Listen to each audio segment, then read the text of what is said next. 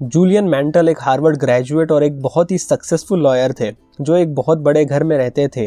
वो अपनी फेरारी में इधर उधर घूमते थे और मिलियंस ऑफ डॉलर कमाते थे हर साल, लेकिन वो खुश नहीं थे। उनका काम बहुत ही ज़्यादा स्ट्रेसफुल था। उनको टाइम भी नहीं मिलता था अपनी लाइफ को एंजॉय करने का। एक दिन उनके ऊपर इतना ज़्यादा प्रेशर बढ़ गया कि उनको हार्ट अटैक आ गया और वो कोर्ट रूम में ही गिर पड़े। और वो हॉस्पिटल से निकलने के बाद किसी को पता ही नहीं चला कि वो कहाँ गए। वो अपने ऑफिस में किसी को दिखाई ही नहीं दिए, लेकिन 3 साल बाद अचानक से अपने कलीग जॉन के ऑफिस में पहुंच गए उनको अपनी कहानी सुनाने। अब जॉन ने जैसे ही जूलियन को देखा तो उन्हें लगा कि जैसे जूलियन की उम्र एकदम से 10 साल कम हो चुकी हो। उन्होंने बहुत ज़्यादा वेट लॉस कर लिया था और वो बहुत ज़्यादा पीसफुल लग रहे थे। और तब जूलियन ने अपनी कहानी बताना शुरू की। जूलियन ने कहा कि हॉस्पिटल से निकलने के बाद उन्होंने अपना घर बेच दिया, अपनी फेरारी बेच दी और इंडिया चले गए ट्रैवल करने के लिए। इंडिया में वो हिमालयाज़ में चले गए जब बहुत सारे ज्ञानियों ने उन्हें बहुत सारी चीज़ें सिखाई। हिमालयाज़ में उन्हें एक गुरु मिले थे जिनका नाम था योगी रामन, जिन्होंने उन्हें बहुत सारी चीज़ें सिखाई थी एक कहानी बता के। और फिर जूलियन ने वो कहानी बताना शुरू की जिसमें 7 ऐसे लेसन्स थे जो आप ज़िंदगी में कभी भी अप्लाई कर सकते हो। तो ये कहानी शुरू होती है एक बहुत ही खूबसूरत गार्डन से जिसमें अलग अलग फूल और पौधे भी हैं जिनकी खुशबू बहुत ही अच्छी है और ये सभी चीज़ें आपको एक अच्छी फीलिंग दे रहे हैं। अब इधर उधर देखते हुए आपको उस गार्डन के बीचों बीच में एक लंबा सा लाइट हाउस दिखाई देता है। आप उसे देख ही रहे हो और तभी अचानक से आपको एक ज़ोर से आवाज़ सुनाई देती है।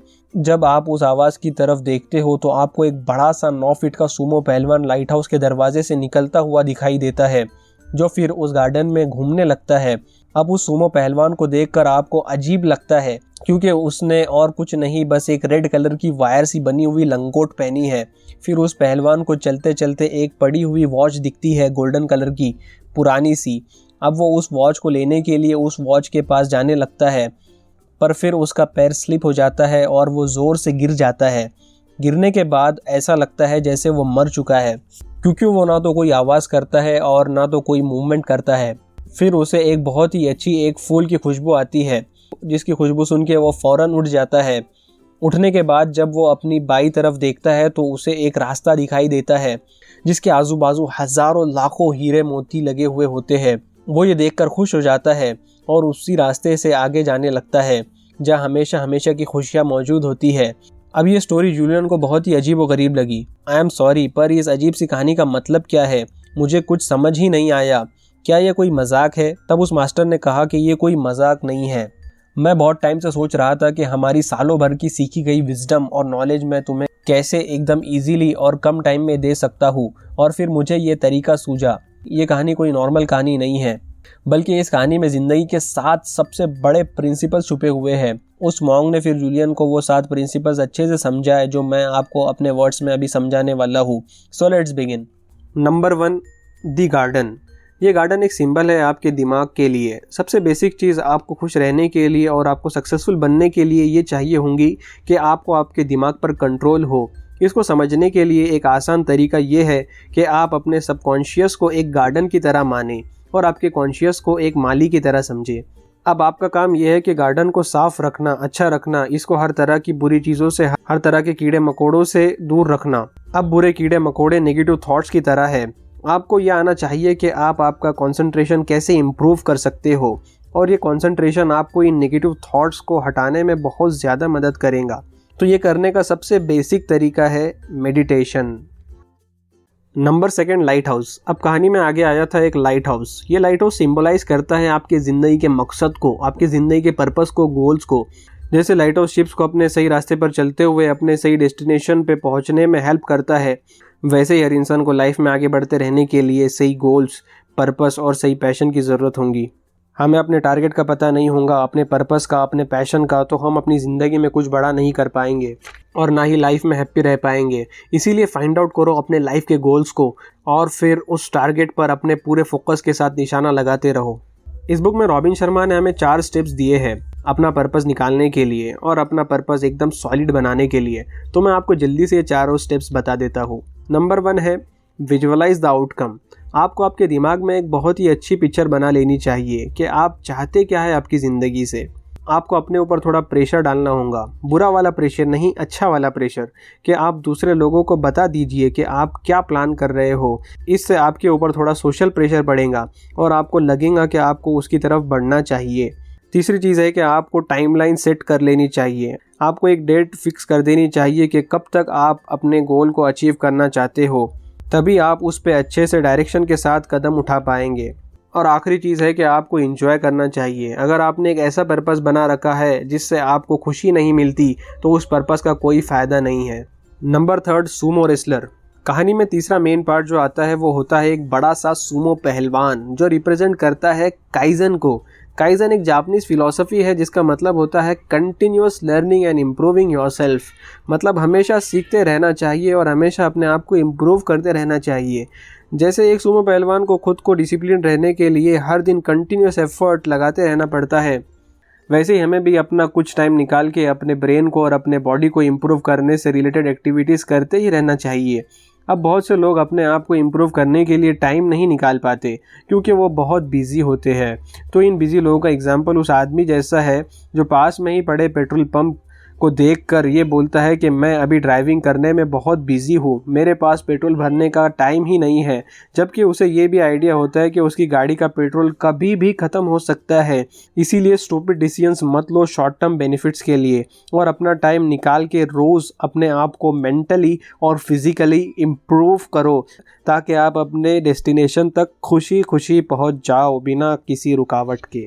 Number 4, cable wire. Important element जो कहानी में आता है वो होती है एक केबल वायर, जो होती तो एक बहुत ही छोटी सी चीज़ है, पर उस पहलवान की सारी इज्जत उसी के हाथ में होती है।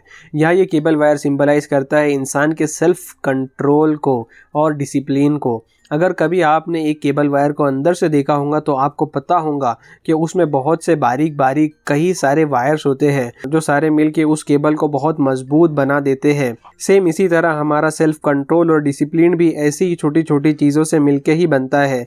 जैसे कि फॉर एग्जांपल कुछ अनहेल्दी खाने की बजाय कुछ हेल्दी खाने का सेल्फ कंट्रोल, कोल्ड ड्रिंक पीने की बजाय बस पानी पीने का सेल्फ कंट्रोल, लिफ्ट की बजाय सीढ़ियों से जाने का सेल्फ कंट्रोल, एक फालतू वीडियो देखने की बजाय किसी एक अच्छी सी बुक का सिर्फ एक पेज पढ़ लेने का सेल्फ कंट्रोल, देर तक सोने के बजाय सुबह जल्दी उठ जाने का डिसिप्लिन वगैरह वगैरह। वैसे तो ये छोटी छोटी चीज़ें आपको अकेले अकेले इतनी बड़ी और जल्दी चेंजेस लाने वाली नहीं दिखेंगी, लेकिन ये सब छोटे छोटे डिसीजंस ही आपके लाइफ में सबसे बड़े चेंजेस लाएंगे। छोटे छोटे बुरे डिसीजंस को अच्छे डिसीजंस से रिप्लेस करो, जिससे आपका सेल्फ कंट्रोल और सेल्फ डिसिप्लिन बहुत ज़्यादा बढ़ेगा, जो हैप्पी और सक्सेसफुल लाइफ जीने के लिए बहुत ज़्यादा ज़रूरी होता है।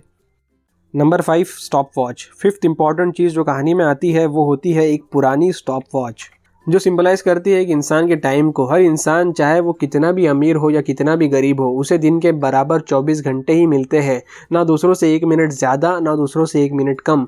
लेकिन जो बात उस अमीर इंसान को उस गरीब इंसान से अलग करके उसे ऊपर लाती है वो है उसके टाइम को यूज़ करने का तरीका। एक गरीब इंसान अपने टाइम की वैल्यू नहीं करता, वो दिन भर बहुत सी फालतू चीज़ों में लगा रहता है, प्रोक्रास्टिनेट करता है, जबकि एक सक्सेसफुल इंसान अपने टाइम की सबसे ज़्यादा वैल्यू करता है और उसे संभाल के यूज़ करता है।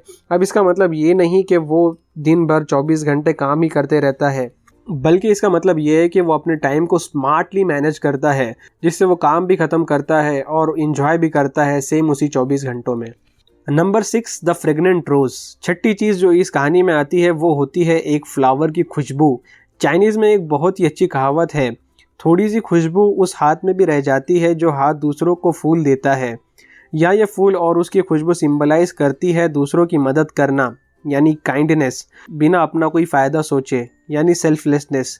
एक इंसान कितना भी अमीर क्यों ना हो जाए, कितना भी करोड़ों अरबों रुपए कमाने लगे, लेकिन उसे वो सेटिस्फैक्शन नहीं मिल पाती जो हैप्पीनेस एक इंसान को दूसरे इंसान की मदद करने पर मिलती है। इसीलिए आप देखोगे कि दुनिया के सबसे अमीर लोग जो पैसा कमा कमा के थक जाते हैं, वो लोग फिर लोगों की मदद करने में अपने पैसे लगाने में लग जाते हैं, क्योंकि ये चीज़ ही उन्हें सेटिस्फैक्शन और रियल हैप्पीनेस देती है। इसीलिए अगर आपको भी एक खुशहाल इंसान बनना है, हमेशा सेल्फलेसली दूसरों की मदद करते रहो।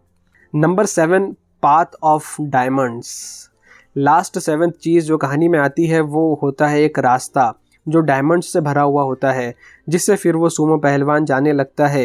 ये डायमंड से भरा हुआ रास्ता या ये जो डायमंड्स होते हैं ये रिप्रेजेंट करते हैं हमारी लाइफ के प्रेजेंट मोमेंट को, हमारे अभी के इस पल को जिसे हम जी रहे हैं। रियल लाइफ में लोग अपने पास्ट और फ्यूचर को सोचने में इतने बिजी रहते हैं कि वो अपने आज को जीना ही भूल जाते हैं। फॉर एग्जांपल, जब वो छोटे होते हैं तो सोचते हैं कि बड़े होके मज़े करेंगे।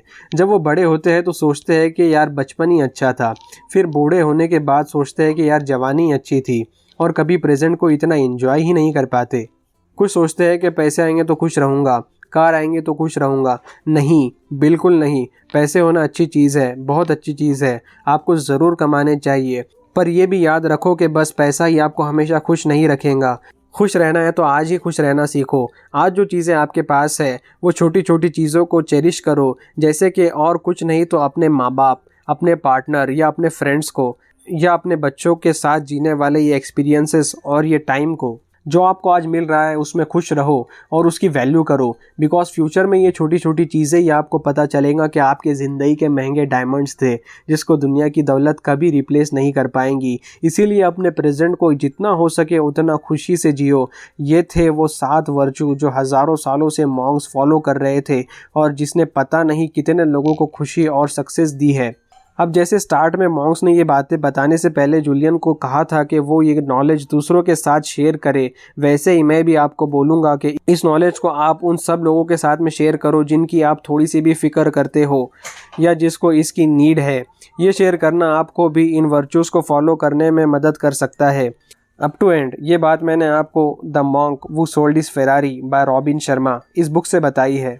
ये एक बहुत ही easy to read and exciting book है जो आप ज़रूर पढ़ें। अभी के लिए लाइक, शेयर एंड सब्सक्राइब ज़रूर करें और कमेंट करके मुझे ज़रूर बताएं कि आपको कौन सा वर्चू सबसे ज़्यादा अच्छा लगा। And finally, thanks for watching.